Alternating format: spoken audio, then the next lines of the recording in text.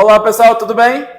Oi, gente! Esta semana voltamos na Escola Municipal Rotary Goiânia Sul para que os estudantes de lá nos contassem o que gostariam de saber ou tivessem curiosidade. E vejam só o que eles perguntaram, Gabriel.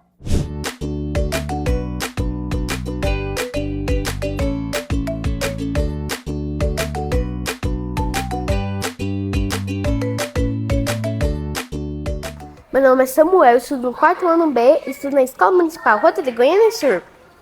Meu nome é Isabela Valentina, sou do terceiro ano A.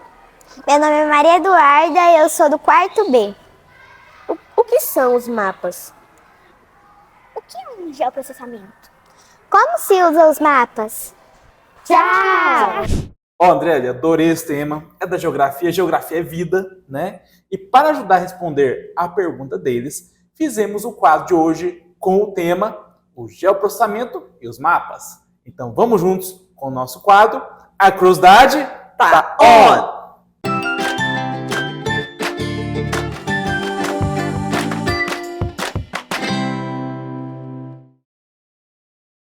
Olha, Gabriel, o geoprocessamento é de extrema importância em diversas áreas e setores da sociedade. Ele se refere ao conjunto de tecnologias e técnicas utilizadas para coletar, armazenar, processar, analisar e apresentar dados geográficos e espaciais. Exatamente, André. E os mapas desempenham um papel crucial em várias áreas da vida humana, desde a navegação básica até a tomada de decisões complexas em negócios e governo. Sendo assim, vamos juntos assistir ao vídeo sobre os mapas e o geoprocessamento com a professora doutora Elaine Barbosa da Silva, do LAPIG UFG. Eu sou Elaine Silva, professora aqui do Instituto de Estudos Socioambientais da Universidade Federal de Goiás.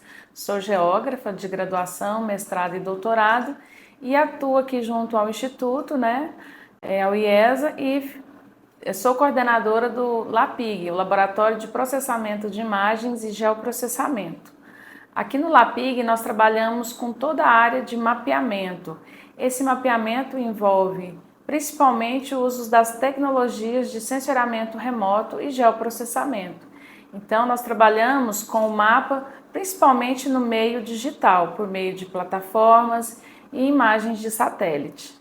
E quando nós falamos em mapa, em cartografia, a gente vem retomando aos processos remotos, antigos, porque entender o espaço, conhecer, colocar isso em um papel, em algum lugar, sempre foi uma necessidade humana. A gente vê isso desde os primeiros registros nas cavernas, onde tinham desenhos do que estava ao exterior ali, rodeando aquelas pessoas que moravam. Então tinham desenhos nos mapas. Posterior a isso, a gente teve o desenvolvimento da cartografia em várias etapas, os primeiros mapas ali cozidos em placas de argila. Depois, com o advindo do papel, a gente já teve esses mapas no papiro e, mais especificamente, uma cartografia, os mapas mais elaborados começam com as grandes navegações. Então, nesse momento, traçar rotas precisas, desvendar outros continentes era essencial para a expansão humana e do comércio. Então, nesse sentido, várias técnicas foram se aprimorando para ter a precisão desses lugares e rotas mais confiáveis. E depois, o desenvolvimento, a ciência, ela foi se aprimorando e o mapa precisava mais que dar localização precisas de rotas. Então, com isso, foi se inserindo temas aos mapas, o que a gente fala de cartografia temática, onde não apenas colocando ali só a localização dos lugares, mas também o que tem nesses lugares. Tem vegetação, tem rios, qual é o tipo de vegetação, tem pessoas ocupando essas áreas. Então, os mapas começaram a se aprimorar. Já mais recente na história, em meados da década de 1960, a gente vai ter um grande aporte aí da evolução da informática. E junto com ela, os dados espaciais, os dados geográficos começaram a ser inseridos em ambientes computacionais. E no final ali da década de 60 também, a gente vai ter o ambiente da Guerra Fria, onde a gente tem o avanço do sensoramento remoto, das tecnologias aí, espaciais. Então a gente tem o desenvolvimento de satélites ali para fins militares, mas no início da década de 70, os satélites começaram a servir também para conhecer o território, pensando principalmente nas questões ambientais. Então a gente vai ter uma gama de satélites que vão ser essenciais para pensar em acompanhar as mudanças climáticas e também para entender o uso e cobertura das terras. Então, a partir do avanço da informática, ali principalmente década de 60 e iniciando em 70, os satélites para observação de uso e cobertura das terras, a gente teve um grande avanço na cartografia. E com isso a gente vai ter na década de 1990 o avanço também dos SIGs, os Sistemas de Informação Geográfica, inclusive em específico aqui no Brasil, esse avanço. O que são esses SIGs? São tecnologias que permitem a gente cruzar várias informações em um único mapa. Então eu consigo ver qual a localização das coisas, dos fenômenos, qual o solo que existe ali, qual a declividade, qual o tipo de vegetação, isso tudo pensando em ocupação estratégicas. A gente vê que um dos grandes problemas que a gente tem nas cidades, em várias cidades, é a questão de enchentes, problemas ambientais. Então, com essas informações cruzadas, a gente consegue entender quais lugares são mais propícios para a ocupação humana ou não. E outra questão também que envolve a área ambiental é o avanço da agropecuária, A agricultura, a pecuária é muito importante para o desenvolvimento econômico, mas isso precisa ser pensado de uma forma sustentável, não acabando totalmente com a vegetação, com os ambientes. Então, as imagens de satélites nos permitem verificar de forma rápida como que está sendo os espaços, inclusive os nossos biomas. Aqui no LAPIG, nós desde do início da década de 2000, nós preocupamos muito em preservar o nosso bioma cerrado. E nós fazemos isso com imagens de satélite, Então a gente tem acesso a essas imagens e nós trabalhamos no ambiente computacional, nesse SIG, com as tecnologias de geoprocessamento, que é pegar ali o conhecimento da cartografia, os dados do sensoriamento remoto, dos mapeamentos que existem e gerar informações que nos ajudem a entender como que está essa dinâmica, se o nosso bioma está sendo bem ou mal cuidado, nesse sentido, se o avanço da agricultura e da pecuária está sendo positivo não só do ponto de vista econômico, mas também de pensar a preservação desses ambientes, porque para a gente ter uma produção boa, a gente precisa de chuvas regulares, de um clima todo reguladinho, e sem a presença de vegetação e uso adequado desses espaços, não tem como a gente manter esse uso sustentável. Então, o sensoriamento remoto, que é toda a tecnologia ali dos satélites, das imagens, e o geoprocessamento, que é cruzar essas informações no ambiente computacional e deixar disponível, sem essas informações fica difícil a gente cuidar e conhecer os nossos espaços, cuidar dos nossos biomas, o bioma Cerrado, bioma Amazônia, Caatinga, Pampa, Pantanal e Mata Atlântica. Então hoje a gente faz nós ajudamos a cuidar desses biomas com os dados aí de sensoriamento remoto e do geoprocessamento, e com o dado final a gente tem os nossos diversos mapas que passam por todo esse aparato tecnológico para servir de informação para a sociedade. Nós, aqui no LAPIG, nós produzimos muitos dados que envolvem aí imagens de satélites, de mapeamentos diversos, e estamos em várias iniciativas no Brasil, junto com o Ministério do Meio Ambiente, com a rede do MapBiomas e várias outras instituições. Nós sabemos que o que a gente tem produzido tem um alcance bom na sociedade, mas nós precisamos levar também essas informações para o ambiente escolar, porque a nossa geração de um futuro próximo que precisa nos ajudar a cuidar melhor do nosso planeta e dos nossos recursos naturais.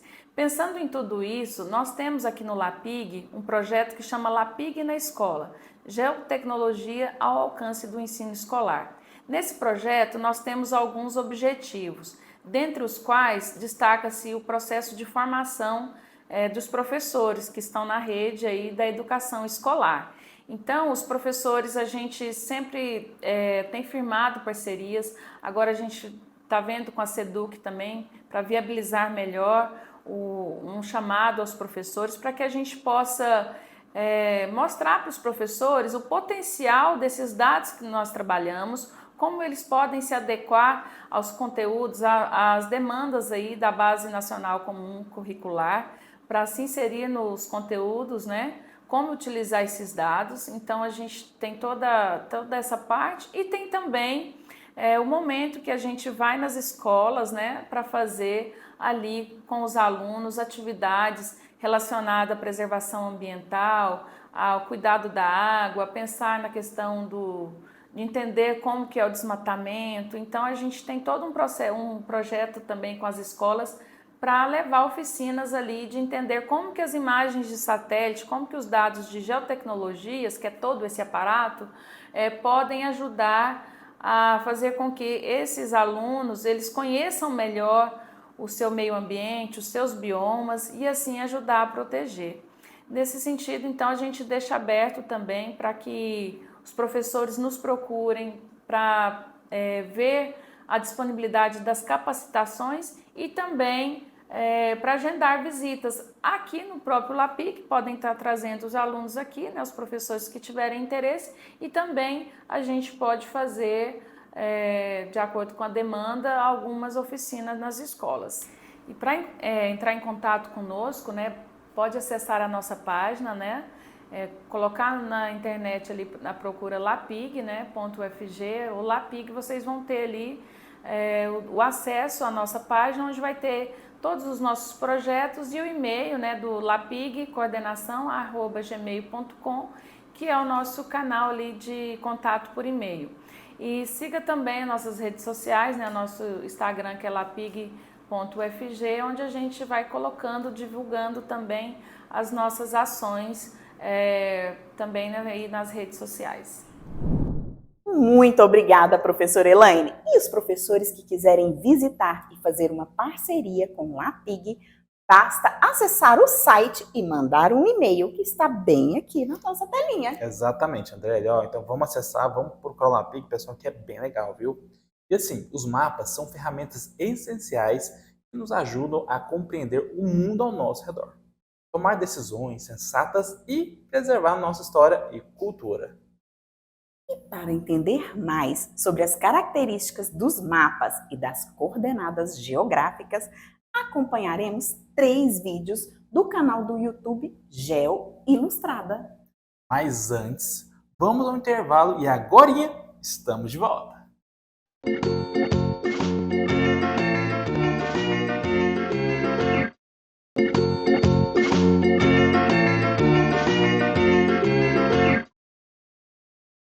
Pessoal, estamos de volta no intervalo e acompanha o vídeo aí, beleza?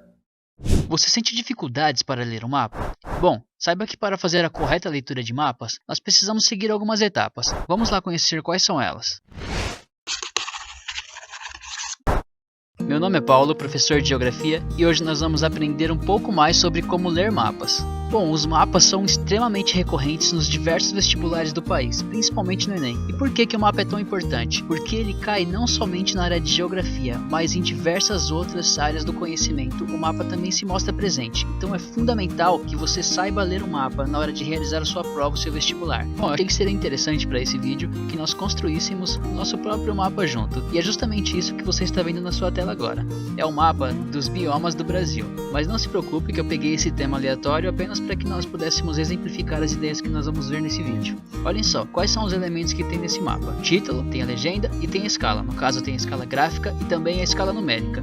Bom, mas vocês já devem saber que esses não são os únicos elementos que compõem o mapa. Porém, alguns autores da geografia, dos mais importantes, os consideram como sendo os principais elementos na hora de compreender o que o mapa está nos dizendo, a mensagem do mapa. Então é por isso que nós vamos focar nesses dois elementos no vídeo de hoje. Mas calma um pouquinho aí, que antes de nós falarmos sobre isso, é fundamental que a gente entenda o que é um mapa. Bom, a definição de mapa é a seguinte: mapa nada mais é do que a representação codificada de um determinado espaço real. O que isso quer dizer? Quer dizer que o mapa tira proveito de um sistema semiótico para reproduzir a sua mensagem. Mas o que é um sistema semiótico? É um sistema de símbolos, de sinais, certo? O mapa é composto por 3 elementos básicos, que são sistema de signos, que eu acabei de dizer, redução e projeção.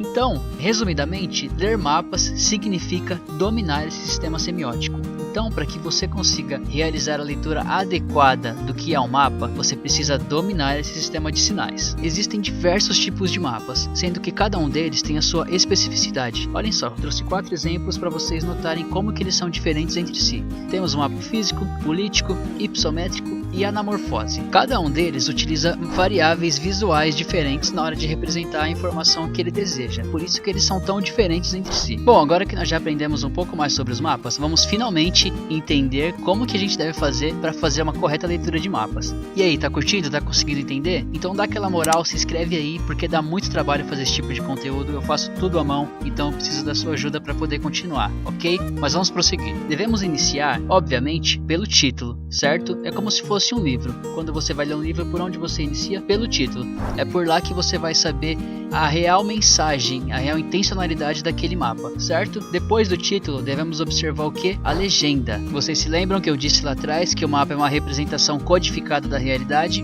Bom, se o mapa é uma representação codificada, a legenda nada mais é do que a decodificação. É por isso que ela é tão importante. Então, vocês devem observar a legenda para saber o que o mapa está mostrando, quais são as variáveis visuais que ele está utilizando. Vamos ver agora alguns exemplos das variáveis visuais que os mapas podem utilizar, ou seja, os símbolos. Vejam só os símbolos que estão aparecendo na sua tela. Ao olharem esses símbolos, imediatamente vem alguma imagem à cabeça de vocês. Olhem só, temos um avião que quando olhamos ele em um mapa, o que nós imaginamos? Provavelmente ali existe um aeroporto, né? Uma cruz que remete a hospitais, lagos e estradas. Tá, aí você me pergunta, mas eu tenho que decorar todos esses símbolos e os seus significados? Não, você não precisa decorar. Por quê? É justamente para isso que serve a legenda do mapa, porque além de ela te dar o símbolo, ela vai dizer ao lado o que significa aquele símbolo. Então, ao ver aquele símbolo no mapa, você vai saber o que ele está representando. Muito simples isso, né, gente? Então vamos lá, recapitulando. A primeira etapa na leitura de mapas é observar o título, a segunda é observar a legenda e a terceira é observar a escala, certo? Então vamos começar definindo o que é a escala. A escala representa o número de vezes em que a área representada foi reduzida. É muito simples, gente. Olhem só esse exemplo. Imaginem essa árvore. Imaginem que essa árvore tem um comprimento de 4 metros e que eu queira representar essa árvore de 4 metros em uma folha A4 que mede 29,7 de altura por 21 de largura. Como que eu vou representar uma árvore que mede 4 metros e uma folha que mede 29 centímetros? Como? Reduzindo, né? Então é isso, eu preciso reduzir. E a escala nos mostra justamente a quantidade de vezes que a área foi reduzida, que a área representada no mapa foi reduzida.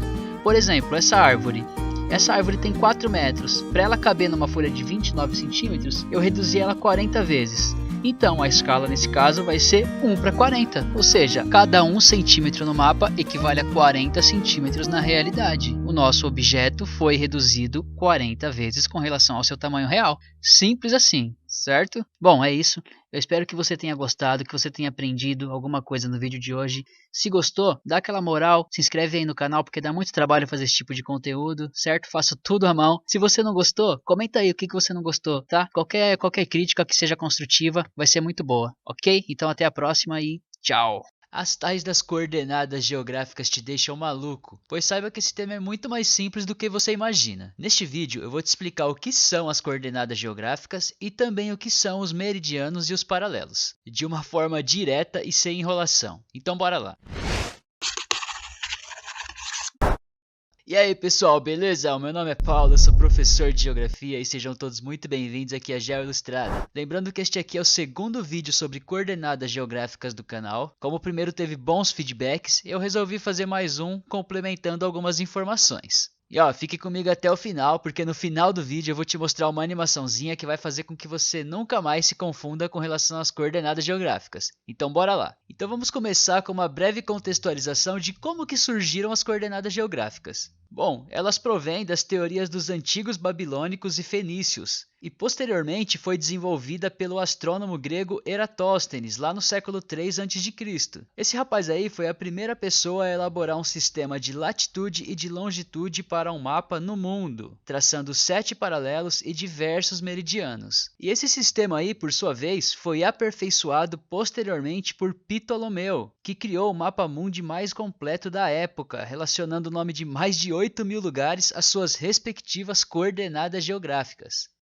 O cara não era fraco não. Mas afinal de contas, o que são as coordenadas geográficas? Bom, a definição é a seguinte: sistema de linhas imaginárias que servem para traçar localizações com base na intersecção dos meridianos e dos paralelos. Então, a função primária das coordenadas geográficas é estabelecer posições e localizações em toda a superfície terrestre. É isso que o seu celular faz, o seu GPS faz. Ele estabelece posições com base num sistema de coordenadas geográficas. Então olha só, você está muito mais habituado às coordenadas geográficas do que você imagina. Afinal de contas, mesmo sem perceber, você as utiliza o tempo todo. Tá, mas e os meridianos e os paralelos? Bom, as coordenadas geográficas não existem sem eles. Os meridianos nada mais são do que linhas imaginárias que cortam o planeta no sentido norte-sul, ligando um polo ao outro, sendo que o meridiano central, ou meridiano zero, é aquele famigerado meridiano de Greenwich. Já os paralelos são as linhas imaginárias que circulam a Terra no sentido leste-oeste. E o mais famosão dos paralelos é aquele que você já está cansado de ouvir aí na escola, provavelmente, que é a linha do Equador, que é a linha que divide, entre aspas, a Terra ao meio.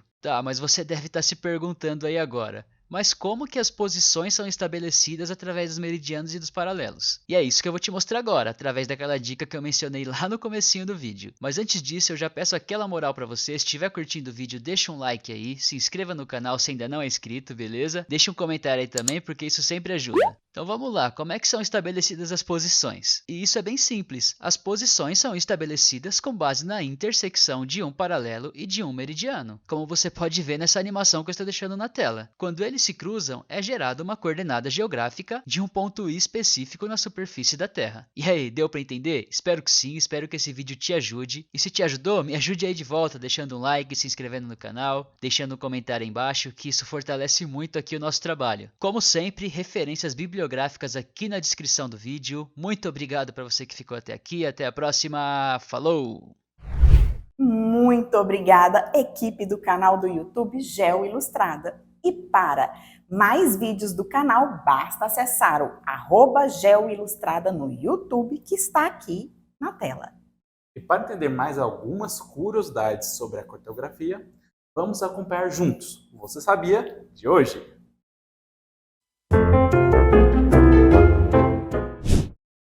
Você sabia que os mapas têm uma história fascinante que remonta a milhares de anos? Os primeiros vestígios de cartografia datam de cerca do século 6 a.C., quando nossos antepassados faziam simples desenhos em paredes de cavernas para representar territórios, locais e recursos naturais.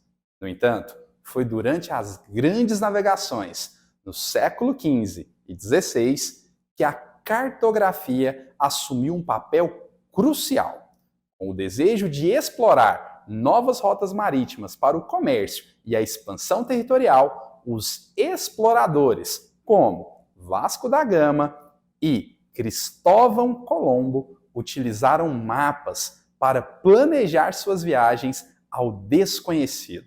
Os primeiros mapas do mundo eram bem rudimentares, mas representavam um avanço significativo na compreensão da geografia. Cartógrafos como Cláudio Ptolomeu, cujo trabalho remonta ao século II d.C., produziam mapas que, embora imprecisos em comparação com os padrões modernos, foram fundamentais para orientar os navegadores e exploradores durante essa época. Esses mapas ajudaram a estabelecer rotas marítimas, identificar terras desconhecidas e compreender a extensão dos oceanos. Assim, a cartografia não apenas desempenhou um papel vital na navegação e na exploração, mas também foi um instrumento essencial na expansão do conhecimento geográfico e na interconexão global que caracterizou as grandes navegações. É isso aí, professor Ailton, muito obrigada, porque essa curiosidade de hoje foi bem interessante. Exatamente, foi muito bom. E para ampliar as possibilidades de desenvolver as habilidades, vamos com a nossa hora de atividade com a professora Andriele.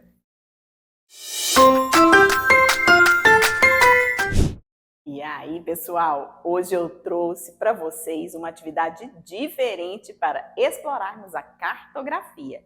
Vocês vão criar seus próprios mapas.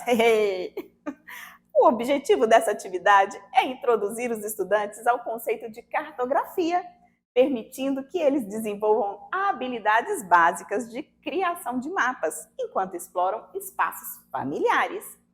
Primeiro, o professor irá discutir e explicar acerca dos elementos básicos de um mapa: o título, a data, a autoria, orientação, escala, legenda e fonte. Conversem sobre os diferentes tipos de mapas que podem ser criados, como os mapas da sala de aula, da escola, da casa, do trajeto de casa à escola ou da cidade. Apreciem também os diferentes tipos de mapas existentes, como os mapas políticos, econômicos, físicos, relevos, população, hidrográfico, dentre outros. Após essa conversa inicial, divida os estudantes em pequenos grupos ou duplas, dependendo do tamanho da sua turma. Peça que escolham um tipo de mapa para criarem e discutam como irão organizá-lo, incluindo quais elementos vão adicionar e onde serão localizados no mapa. Encoraje-os a fazer esboços simples antes de começar a desenhar no papel oficial. Incentive os estudantes a discutirem os elementos específicos que eles gostariam de incluir em seus mapas, como salas específicas na escola, pontos de referência na cidade e os demais elementos. Durante as apresentações, os grupos devem explicar os elementos do mapa, como título, orientação, legenda, e também discutir por que escolheram incluir certos elementos. Conduza uma discussão em sala de aula sobre as diferentes abordagens para a criação dos mapas e as semelhanças e diferenças entre eles.